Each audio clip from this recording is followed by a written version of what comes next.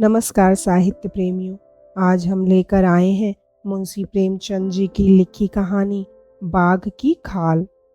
रांची से लेकर चक्रधरपुर तक घना जंगल है। उसकी लंबाई कोई 75 मील होगी। इस जंगल में तरह तरह के जानवर रहते हैं। उनमें बाघ सबसे खौफनाक होता है। कई साल हुए मेरा एक दोस्त और मैं रांची के एक दफ्तर में काम करते थे। हम दोनों चक्रधरपुर के रहने वाले थे। जब दफ्तर में छुट्टियां हो जाती तो हम दोनों घर चले जाते थे। वहाँ रेलवे लाइन है। एक मोटर बस चला करती है।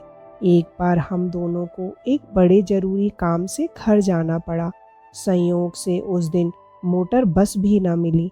आखिर यह तय किया कि पैर गाड़ी पर चलें।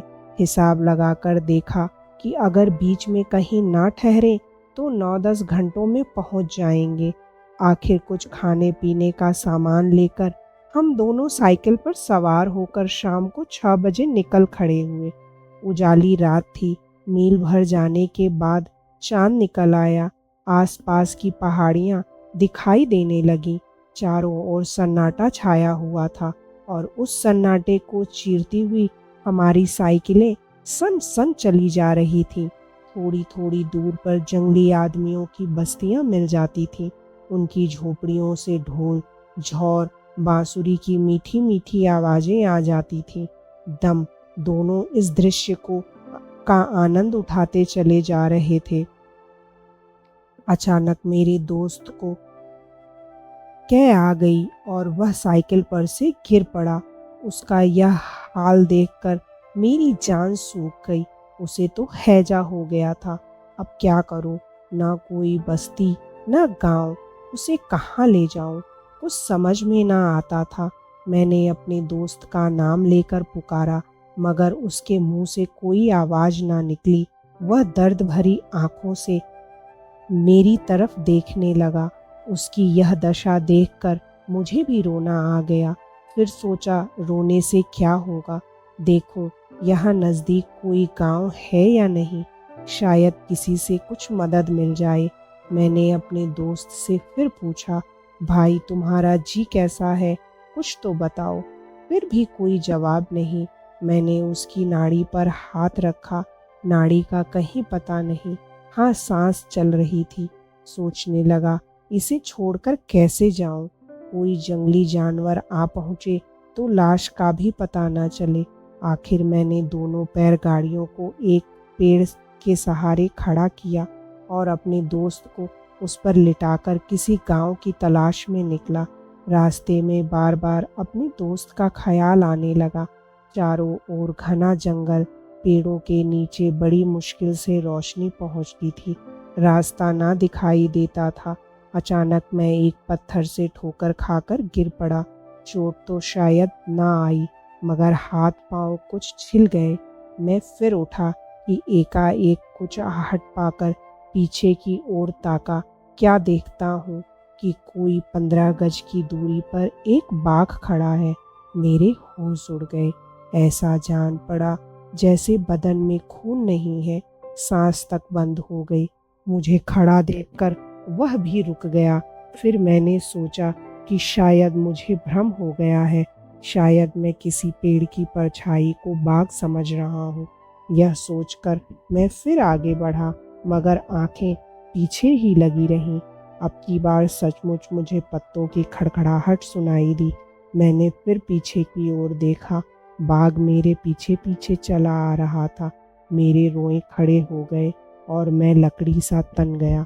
कुछ सोचने की मुझ में शक्ति ही न रही। मुझे खड़ा होते देखकर वह जमीन पर हाथ पांव फैलाकर बैठ गया। मुझे अब जान की कोई आशा ना रही। ना तो मेरे पास कोई पिस्टल था और ना चाकू। ना मालूम क्या सोचकर मैं बड़े जोर से चिल्ला उठा। बाघ मेरी आवाज़ सुनते ही उठा, भौर चुपचाप जंगल की ओर चला गया। बाघ को जाते देखकर मैं इतना खुश हुआ कि क्या कहूँ। मेरी हिम्मत भी लौट आई। सोचने लगा, घर पहुंचकर सबको यह किस्सा सुनाऊंगा और कहूँगा कि अगर कोई इसी तरह बाघ के सामने पड़ जाए तो उसे खूब चिल्लाना चाहिए। यही सोचता हुआ मैं तेजी से चला जाता था। अभी थोड़ी ही दूर गया था कि फिर कुछ आहट मिली। देखा तो सामने बाघ। मैंने तो अपनी समझ में बाघ को भगाने का मंत्र पा लिया था। लगा जोर से चिल्लाने, मगर अब की बाघ वहाँ से हिला भी नहीं। उसका जवाब उसने यह दिया कि मुझसे 8-10 गज पर मारे खुशी के अपनी दूम हिलाने लगा। अब तो मेरी हिम्मत छूट गई।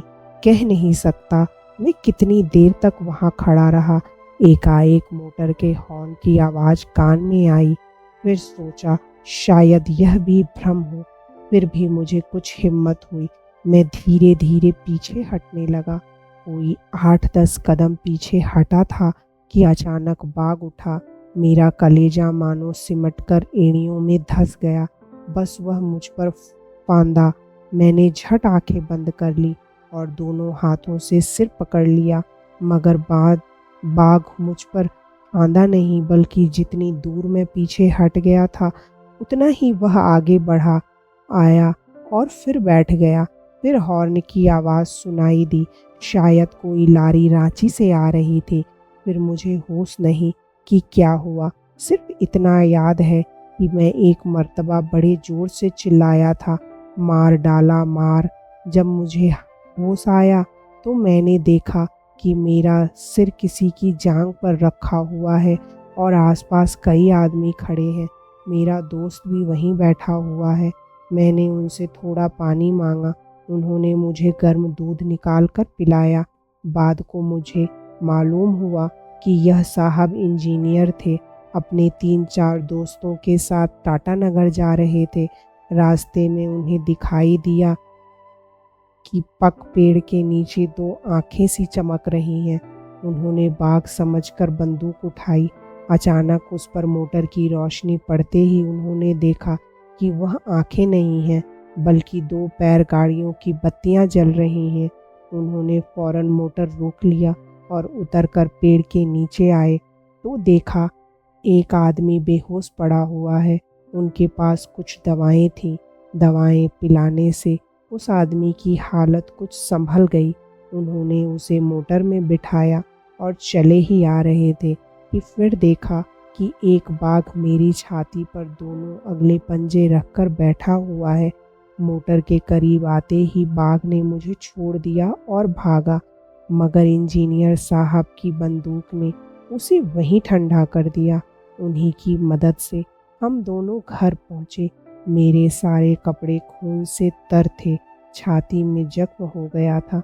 कई दिन मरहम पट्टी करने के बाद मैं अच्छा होकर फिर रांची लौटा। उसके थोड़े ही दिन के बाद इंजीनियर साहब ने मुझे एक बाघ की खाल भेज दी और लिखा कि वह उसी बाघ की खाल है। यह खाल अभी तक मेरे पास मौजूद है। यदि इस प्रस्तुति ने आपके हृदय को स्पर्श किया हो तो कृपया इस वीडियो को लाइक करें, शेयर करें और साहित्य सागर चैनल को सब्सक्राइब करना ना भूलें। धन्यवाद।